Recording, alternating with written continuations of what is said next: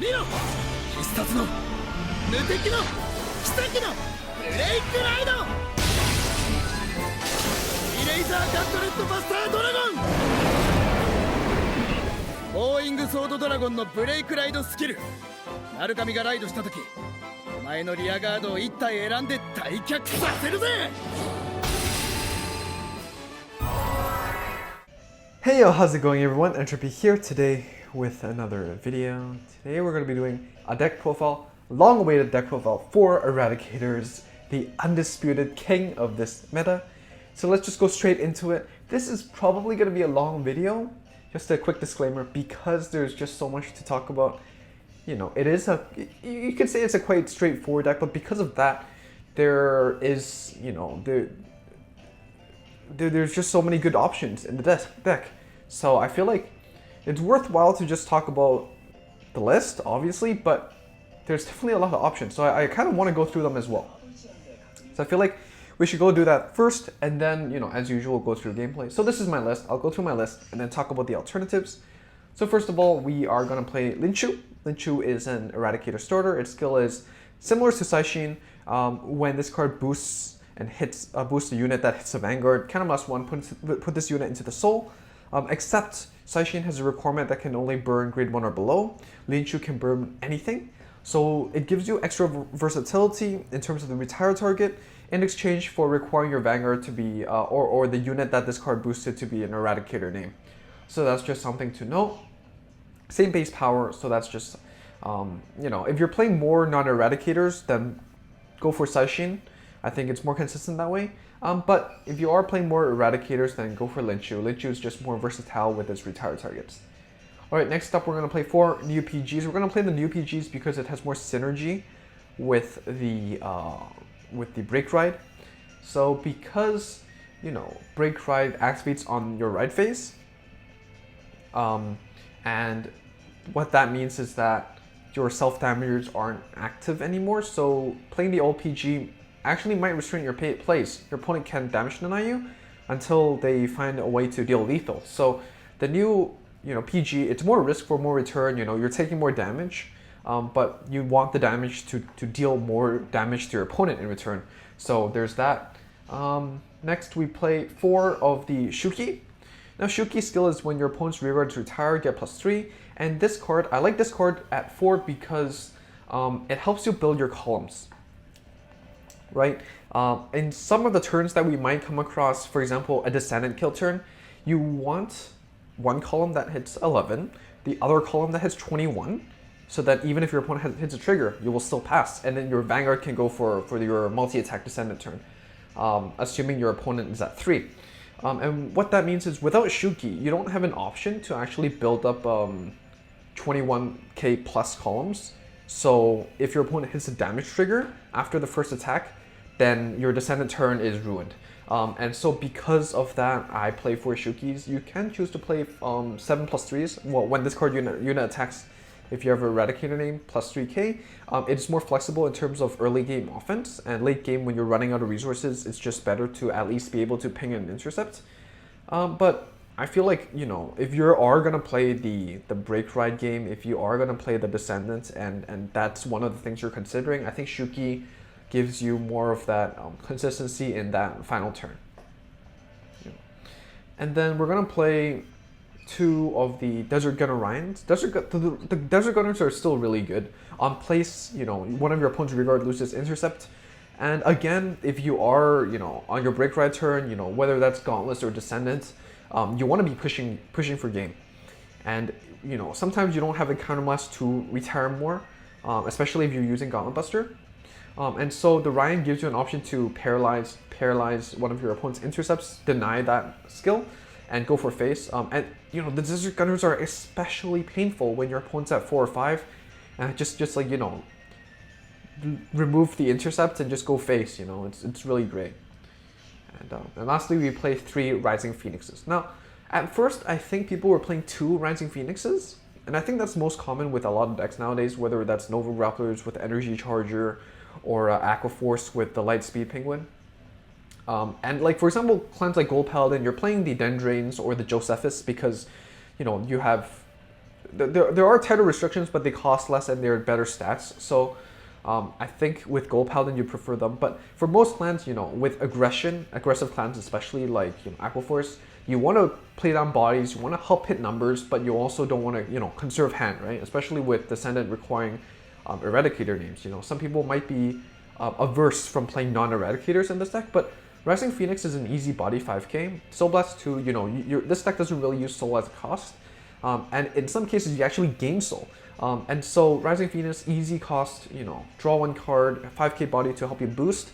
Whether that's your Vanguard column or Rearguard column, definitely very, very useful. And in some cases, even topping lists play 4 Rising Phoenixes. So, you know, 3 might seem like too much, but the 5k body definitely does its work. Not as bad as expected. Next, we're playing 4 Zuitans. Zuitan is one of the options you soul charge with, and this is personally my favorite ride target because I personally like to put the Lynchu behind the Vanguard.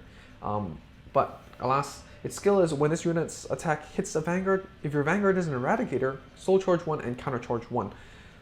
This card's just great. You know, your deck runs a lot of Counterblast 2 units, whether that's Cannon Wyvern or Gauntlet Buster Dragon. The counter charge 1 actually helps you use one of these Counterblast 2 skills one more time if necessary, or just refund the Lynchu as you used to do with Saishin and the Garuda, I believe. So one thing to note is that the Soul Charge 1 can actually be detrimental. If you have seen the Vanguard Zero 2020 Autumn Championships, that's a very long title, the Soul Charge 1 has come into play as a negative sometimes, simply because in the Break Ride era, you know, where JP is at set 12, everyone's just denying each other break rights at top level play. And so sometimes decking out is a real problem, and that's one of the cases where Zuitan might not be as great. But at the moment, you know, there aren't a lot of break ride decks in play, mostly just the ones from set 9 plus Spike Brothers, so not that big of an issue yet. And Zuitan gives you that flexibility with the Soul and the counter charge that helps you play around your opponent's aggressive gameplay. You know, most people advise to beat Eradicators just to rush them, and you know, if they're rushing you, then you can punish them with more retire skills and you get more refunds with Zuitan. Next is the Spark Rain Dragoon. Dragon, apologies. Spark Rain Dragon is the 9+3, and we played this at 4 because, again, you want to hit your numbers on your Descendant turn, and you know, if you have a 9+3 and then the 7+3 booster, that's 22. You hit the numbers that you really want. In addition, your other grade 2 rearguards don't really hit 10k numbers, so your 9+3 is definitely useful to at least hit your opponent's grade 3 by itself as the first attacker. You know, pretty self-explanatory, I think. Eradicator, Saucer Cannon, Wyvern. So place Counterblast 2, retire one of your opponent's front row rearguards. Some people interchange this with the Counterblast 2, retire anything, the grade 2 or below. I like the Saucer Cannon Wyvern because it has an Eradicator name. Retiring front row, you know, doesn't sound as appealing as retiring grade 2 or below, because if you're going to retire front row, probably chances are you're going to retire the grade 2, right? And then you also get the flexible choice of retiring a back row booster. But the Saucer Cannon Wyvern is okay at what it does. You know, generally you might use it on your GBD turn to get that extra crit without having to retire something in the back row. You can retire something in the front row now. And I personally think that, you know, like I like going into Descendant more often than not. So having more Eradicator names work well for me. And then lastly, Desert Gunner Shiden. Again, Desert Gunners are great. Before I did try to play less Saucer Cannon Wyverns and more Shidens, but I found that most of the time you're not very counterblast heavy early game. You have Zuitan to help you, you know, countercharge. So the cost issue isn't actually that bad, and you can play the Cannon Saucer more aggressively early game. And again, I constantly, you know, probably because I don't have much experience with old Narukami, I don't have as much experience with the Desert Gunners. So that's something that I need to play with. You know, personally, my playstyle, it's not really adept with using these Desert Gunners. And so a lot of the times I'm using them in the wrong timing, so I just, you know, if it doesn't work for me, I just cut it off. But I can see why it's really good. I mean, playing against it, it's still a really strong card. Next, we play 4 Flying Sword Dragons, your ideal first ride target. And then, I think everyone knows what it does. When rode upon +10, retire front row. When it attacks a Vanguard +3, so you can hit numbers. And then you have Gauntlet Buster, which is a decent, alternative first ride target. Counterblast to retire one of your opponent's your rearguards at random with priority to back row. And then at limit break 4, whenever your opponent's rearguard is retired by a card effect, +3/+1 crit, so you have crit pressure. It's nice. And then I guess for your final turn, you're going for Dragonic Descendant. At limit break 4, it gets a skill. If it did not hit, counterblast 1, discard 2 Eradicators, restand, draw 2 cards, and then get an extra crit. So if your opponent's at 5, pulling that first PG, restand with the extra crit, boing. If they have the second PG, well, too bad. If they don't, then they have to prey on 2 heal triggers back to back, which is really strong. And then if you want to make it more consistent with the numbers, counterblast 2 to get +5. And again, more often than not, you actually can use this skill, which is surprising to me. But there's that. And then lastly, Electric Shaper Dragon as the one-off. The only reason why we're playing this is primarily because it's an Eradicator name. And when rode upon, its skill is +10. It's a break ride. When your opponent's front row rearguard is retired due to a card effect, retire the back row as well. And then when this card attacks, +3. So this card primarily tries to synergize with Saucer Cannon Wyvern actually. It is meant to synergize better with Sweep Command Dragon, which comes out in set 11. So if you are interested in Electric Shaper Dragon, Steve, Sweep Command Dragon, is a much better fit for him. But surprisingly, you actually just replace Electric Shaper with Steve. And that's what we've seen in most of the lists at top. So that's just something to know. It's not a great card. It's an 11k base. It's an Eradicator name. That's good enough for today, I guess. So before we go into the game, let's just go over the options just one more time. You can play more Rising Phoenixes. I feel like if you have more Zuitons, or if you play Steve, you're more consistent with the Soul Charge aspects, then you can play more. But 3 so far is okay with me. The Desert Gunner at 2 is comfortable to play with. I've seen lists that play Ceremonial Bonfire Eradicator Caster, and I feel like you can play more of these if you value consistency, and if you play more non-Eradicator grade 2s. So I would drop the Shuki or the Desert Gunner for the Castor in that case. Demolition Dragon, 7+3. It's a good card. It's flexible. It's a good booster and a good versatile attacker late game or early game or late game. And again, I replaced the Shuki. Personally, I just like the 10k column that Shuki provides when you break ride, and there's just that. Next, you can play some Garudas if you care more about the counter charge. That Scythe, that's the name. If you like the retiring grade 2 or below, but like I personally do think that Scythe is a better card, but it doesn't have the Eradicator name, and that's the difference, I think. And then the extra Desert Gunner if you're interested in that. I have also seen some lists play the grade 3 Searcher Stormbringer Dragon, and that's just an interesting pick because, well, you might think Counterblast 1, add 1 to your hand is not that good, especially it's a trigger, right? It's not that good. Yes, but the grade 3s actually have so much utility in this deck. They all have their role. So, for example, if you're missing the break ride and if you actually get and manage to search for the break ride, that's huge. That's really big. So that's something to know. 10k vanilla if you like that.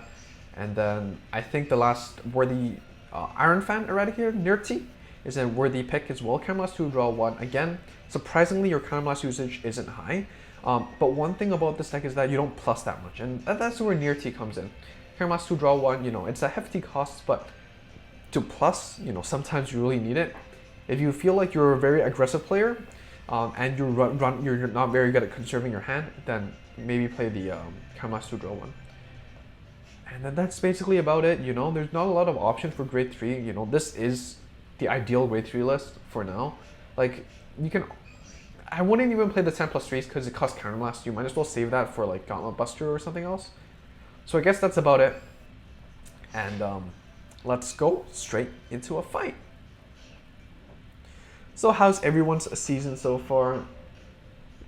I think I've been playing like 80% Eradicators for the last few weeks. Primarily because, again, I don't have a lot of experience with Narukami and Zero, and I've been waiting so long to play, Eradicators. Like, it's just such a good deck. I usually play when I multitask, so it's a nice deck to play and relax. Things are pretty straightforward. You either get extra crit and YOLO for face with Gauntlet Buster, or you just set up your, you know, Break Ride into Descendant's turn and proc 2 PGs or go for game. So I think overall it's pretty solid. And we're gonna mulligan for, you know, we're gonna mulligan, try for Bombing Sword.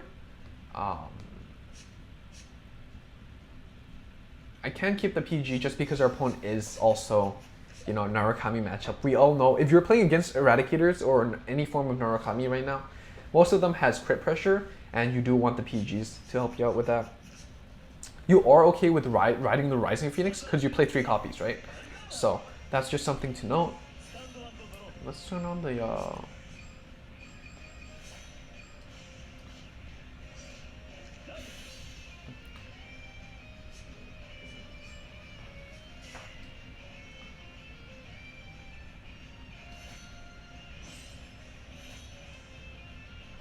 For me personally, I like putting the Linshu behind the Vanguard.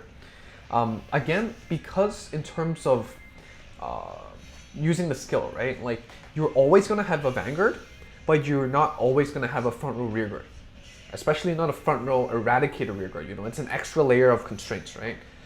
And so what that means is that, you know, the conditions to activate Linshu is easier generally when you're putting it behind the Vanguard.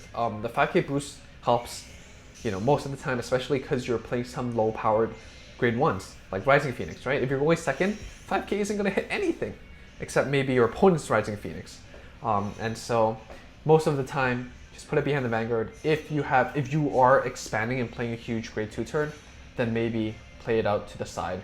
And in this case, for example, if you put it to the side, you could have a 9+3, 17k column and punish your opponent 7k, if that is your choice.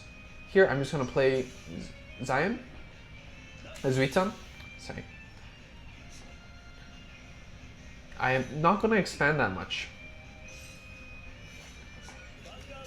Boosting means that, you know, I can still choose the option to retire that Linshu if I want to. And the good thing about this is that, you know, do you want to retire your opponent's Linshu? It's, you're not giving your opponent the option to do, you know, your thing, right? And since we did ride Zuitan, it means that the counter charge is prepaid for anyways. So, you know, you get to unflip anyways, so there's that. In addition, by putting your Linshu into the soul and removing your opponent's Linshu, it means that your opponent, or you're +1 on soul. And surprisingly, soul is something that you will use quite often, especially because this list plays 3 Rising Phoenixes. The extra soul does come into play sometimes, and so most of the time, if I have a Zuitan, then I'll go for it. If I'm playing another grade 2, then I'll consider the counter blast is worth it.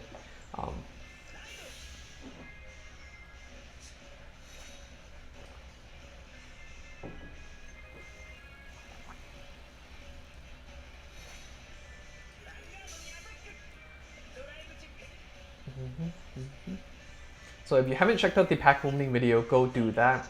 We opened around 130. I was planning to open 200, but surprisingly we managed to pick up all our pieces. After recording the video, I did spend like 30 more packs just so I could get SP metal, a double rare. But that's basically it. It was pretty good. Spark Rain Dragon. And the Vanguard hits 11+3, so that means we can hit our 9+5 number. Well, so that's another advantage of that extra power, actually. Not just to hit cross-rate, but to bully grade 2s.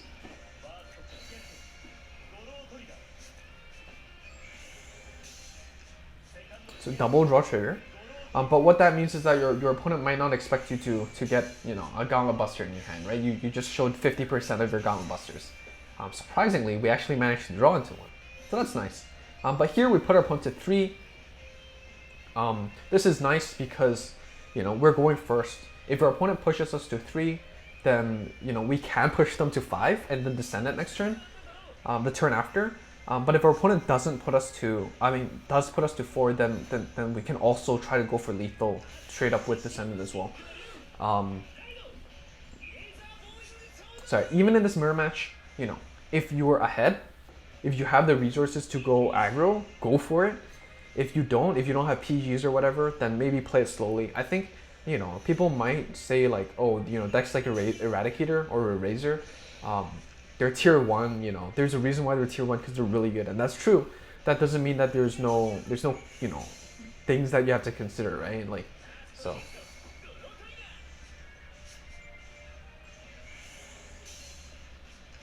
Okay, so we hit double draw, they hit double draw. That's good. They put us to 3. I'm comfortable to put them to 5. If we can get booster, it'd be easier to do that. Putting them to 4 is an awkward position. You'd ideally either keep them at 3 or put them to 5. But that doesn't seem to be working out for me.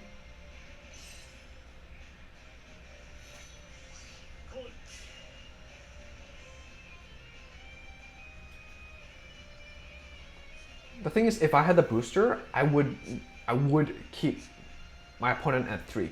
But because I don't have the booster, it means that my descendant turn isn't actually that strong. I might as well just call it out and put my opponent to 4 and hopefully hit a trigger to go to 5.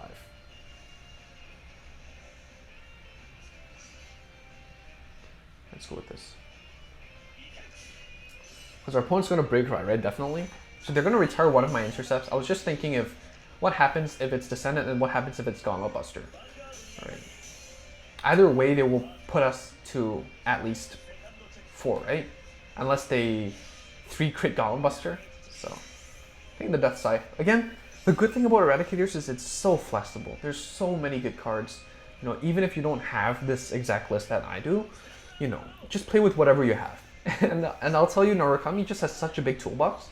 It's not a question of which tool is bad or which tool is, you know, less bad, right? In some clans, it seriously is still that problem. But in this clan, it's like, which tool is better? Which tool do you like more?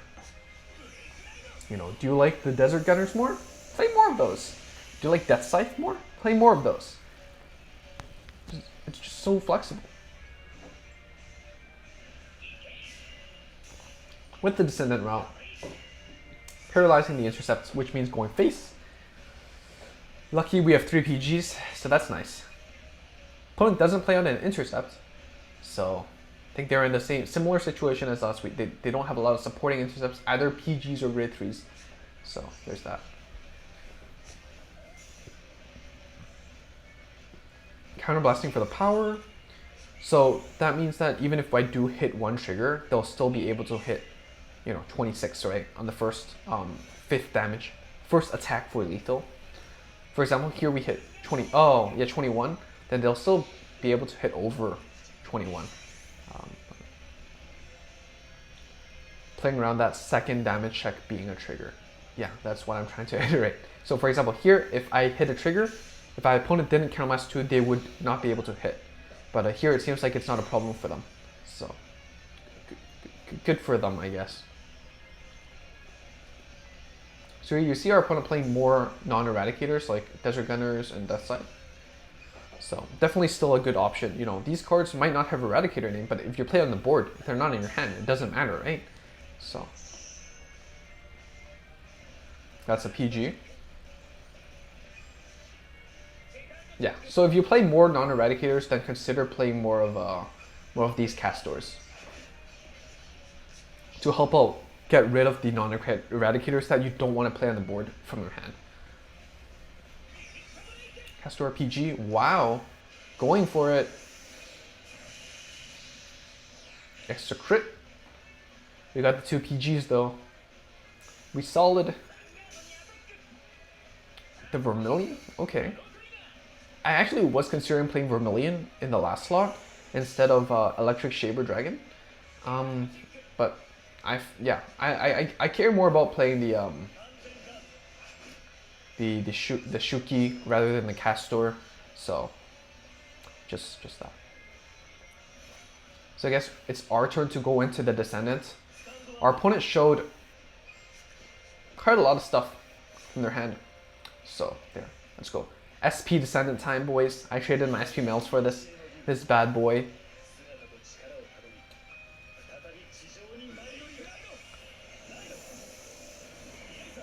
chop that.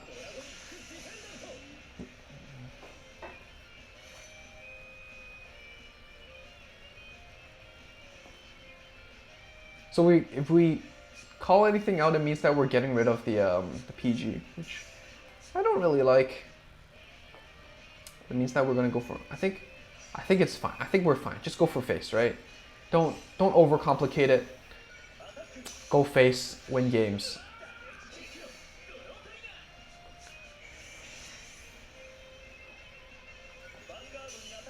Yeah, let's go.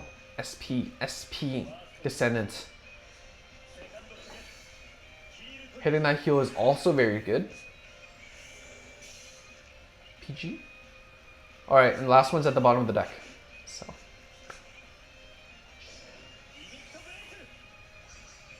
I think we got it. Unless our opponent, you know, double heals. Which would be unfortunate, but. Pretty straightforward. Another Descendant here to say hi. Let's go face. Boom. Ease game. Heal trigger. Oh no. But wait, Descendant has 2 crits. Ha! Sack another one. Sack it. Ha! I was so scared, like, I could have jinxed it. but there we go. That's basically it. The extra crit does come in handy. Win games. Not much. You can tell how much I've been playing this deck. Because, remember, I never touched Narukami before building Eradicators. The only time I touched it to get 10 clan levels was because I memed it with the best deck in Vanguard 0 Cray Elemental meme. But yeah, that's basically it. I'm having a lot of fun with it simply because it's just so strong. The power is getting to my head. But yeah, that's basically it for this deck. Let me know down below what is your list, you know. Do you like the castors? Do you like what do you like in the grade 1, grade 2 slot? Grade 3 slot I think is solved. But grade 2, grade 1 slot, I think there's still a lot of flexibility in it. And even the starter, you know, maybe you're playing Sparky Dragoon, the grade 3 searcher. I believe it's Sparky Dragoon. Correct me if I'm wrong. But yeah, maybe you value getting the Valiant Sword more consistently, which if you miss, does kind of hurt.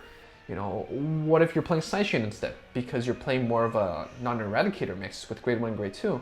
Let me know down below how you're feeling about the Eradicators as a whole, playing Eradicators, playing against Eradicators, and I'll see you all next time. Bye!